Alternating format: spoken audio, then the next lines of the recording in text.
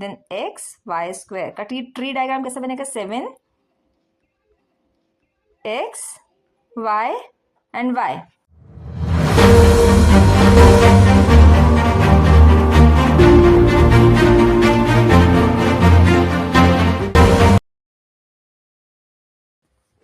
आज हम terms of an algebraic expressions पढ़ेंगे। अभी हम सिर्फ बेसिक कंप्लीट करेंगे जिससे कि आपको पहले समझ में आ जाए कि एल्जेब्रिक एक्सप्रेशंस होता क्या है, इसके टर्म्स क्या क्या होते हैं, इसका बेसिक क्या होता है। वैसे पहले वो कंप्लीट करेंगे, उसके बाद हम प्रॉब्लम्स एंड सॉल्यूशंस देखेंगे। तो फर्स्ट है terms of an algebraic expressions, मतलब कि एल्जेब्रिक एक्सप्रेशंस में टर्म्स क्या होते हैं। तो algebraic expression is made up of parts. किस चीज़ के बनते हैं? पार्ट्स के। These parts are separated by plus और माइनस। ये कैसे सेपरेट होते हैं? पार्ट्स या तो प्लस से सेपरेट होते हैं या माइनस से। Now each part is called term. अब कैसे बनते हैं? प्लस एंड माइनस से सेपरेट कैसे होते हैं? Multiplication and division do not separate terms. अब टर्म्स होते क्या हैं? Terms is like example given is 5x, ये एक टर्म हो गया। एग्जाम्पल 4y, ये एक एग्जाम्पल हो गया। अभी दोनों एक दूसरे से सेपरेट कैसे होंगे? या तो ये प्लस से होंगे या फिर ये माइनस से सेपरेट होंगे। Okay, understood. Multiplication and division do not separate terms, मतलब मल्टीप्लीकेशन और डिवीजन टर्म्स को सेपरेट नहीं करता है। For example 3x is a number of term कितना है? एक है ना, ओनली वन टर्म है। मतलब 3x कितने टर्म है इसमें?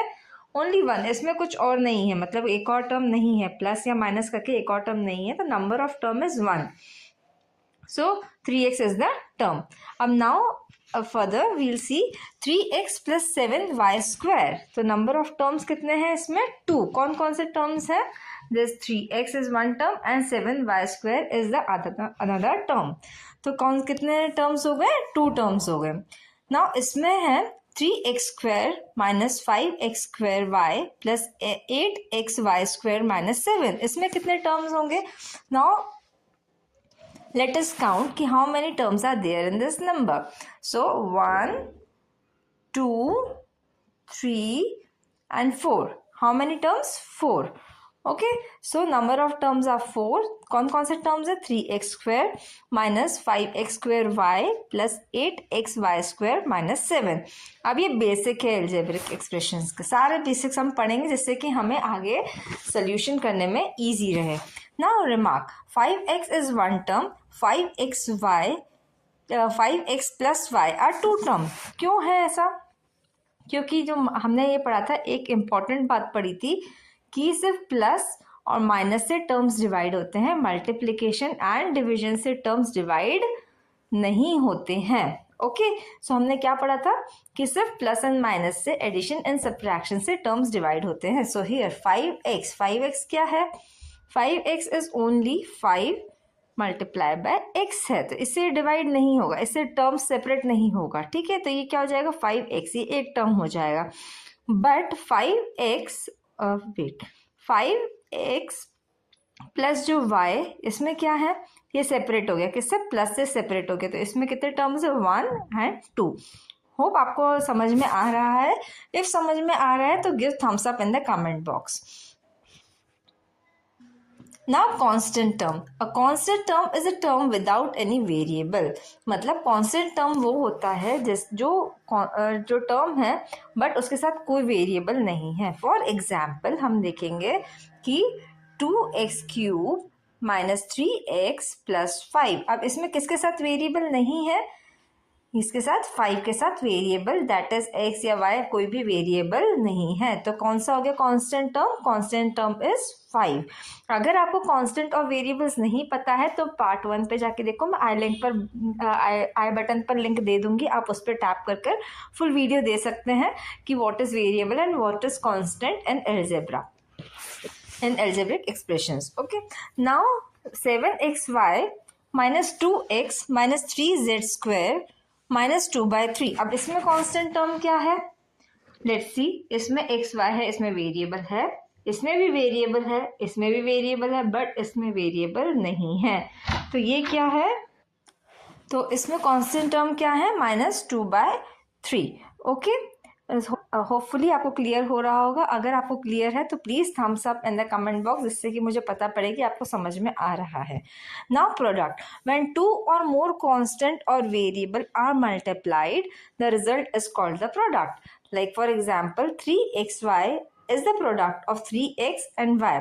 जब दो कांस्टेंट या वेरिएबल मल्टीप्लाई करे जाते हैं तो उसे क्या कहते हैं? प्रोडक्ट कहते हैं। ये बहुत ईजी सी चीज़ है। लाइक 3xy में 3xy किससे बना है? 3 multiply by x multiply by y, that is 3xy। Okay, तो ये हो गया प्रोडक्ट। दैट इज मल्टीप्लीकेशन के बाद जो आया है रिजल्ट, उसको प्रोडक्ट कहेंगे। Now factors, each quantity multiplied to form a product is called factor। मतलब कि जो हर एक क्वांटिटी जो मल्टीप्लाई हो रही है प्रोडक्ट को फॉर्म करने के लिए, उसको फैक्टर कहेंगे। मतलब कि जिसके कारण प्रोडक्ट बन रहा है उनको क्या कहेंगे? उनको फैक्टर कहेंगे। लाइक न्यूमेरिकल फैक्टर नंबर्स होते हैं, वेरिएबल फैक्टर्स लेटर्स होते हैं। फॉर एग्जाम्पल 3xy, अब 3xy ये प्रोडक्ट है ना?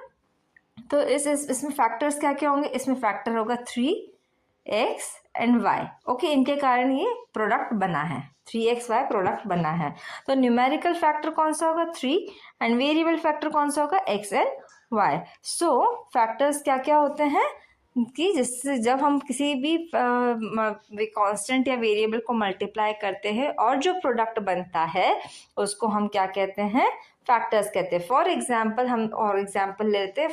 सपोज करो हमने 5 को मल्टीप्लाई करा किससे? x से, multiply y multiply z।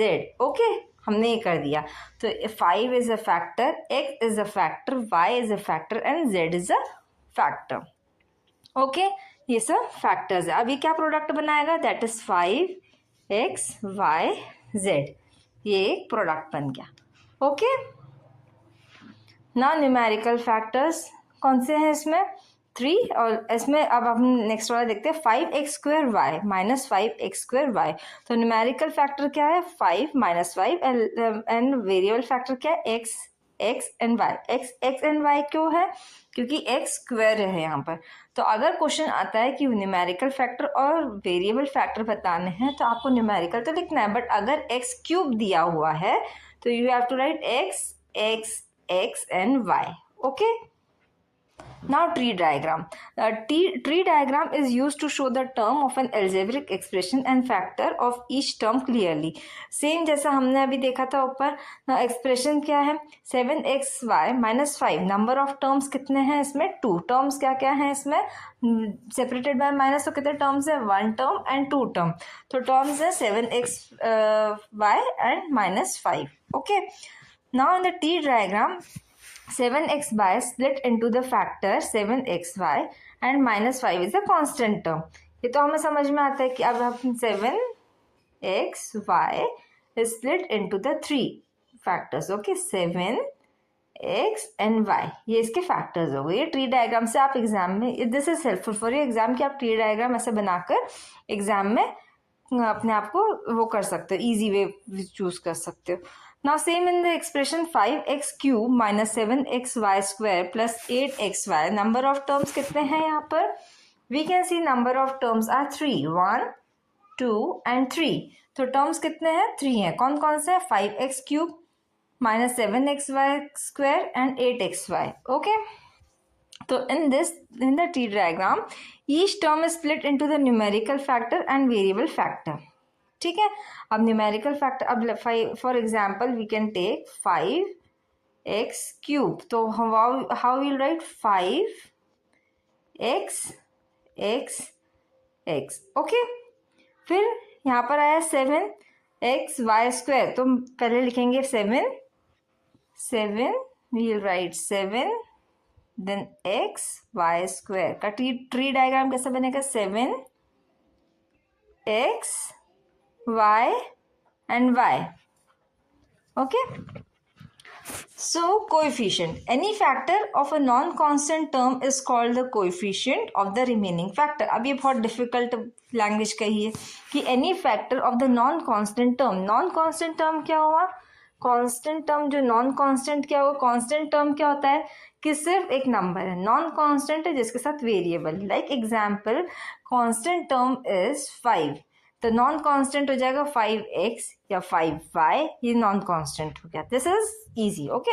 So coefficient is a number that is multiplied by the variable, है ना। कोएफिशिएंट क्या होता है, कोएफिशिएंट एक नंबर होता है जो कि वेरिएबल से मल्टीप्लाई होता है ना। Now types of coefficient, numerical coefficient the number part of a term also simplify call the coefficient, ना। जो नंबर पार्ट होता है वो न्यूमेरिकल कोएफिशिएंट होता है, लिटरल कोएफिशिएंट होता है, वेरिएबल पार्ट होता है वो लिटरल कोएफिशिएंट होता है। For example 3xy minus 5x² y plus 7, in this term 3xy numerical coefficient कौन सा हुआ 3, और वेरिएबल कोएफिशिएंट क्या हुआ xy, है ना। तो like terms and unlike terms, now like terms क्या होता है, terms having the same variable factor are called like terms, same literal and same power, मतलब सब कुछ सेम होगा, मतलब कि उसमें वेरिएबल फैक्टर सेम होंगे। फॉर एग्जांपल इसमें कांस्टेंट सेम नहीं होगा चलेगा, बट वेरिएबल्स सेम होने चाहिए। फॉर एग्जांपल कि इसमें अपन इस वाले पूरे इक्वेशन में देखें, सो इसमें क्या सेम है, एक्स वाई वेरिएबल सेम है, एक्स वाई वेरिएबल सेम है, वाई एक्स वेरिएबल सेम है, X Y Y variable same है, से सेम है, all has literal part X Y same. And unlike terms में क्या होगा, they have different variable factors are called the unlike terms, ठीक है। वेरिएबल फैक्टर, कांस्टेंट फैक्टर नहीं, ओनली वेरिएबल फैक्टर्स ना, तो वो अनलाइक हो जाएंगे। For example x Y x² y, तो वेरिएबल में पावर्स आर डिफरेंट, है ना, एक्स वाई तो है but power is different. Now next part हम इसके आगे का पढ़ेंगे, हम अभी भी थर्ड पार्ट भी हमारा बेसिक्स ही रहेगा, उसके बाद हम आगे का solution and problem and solution part करेंगे। प्लीज़ लाइक शेयर सब्सक्राइब करो जो आपको नोटिफिकेशंस मिलते रहें। Thank you for watching.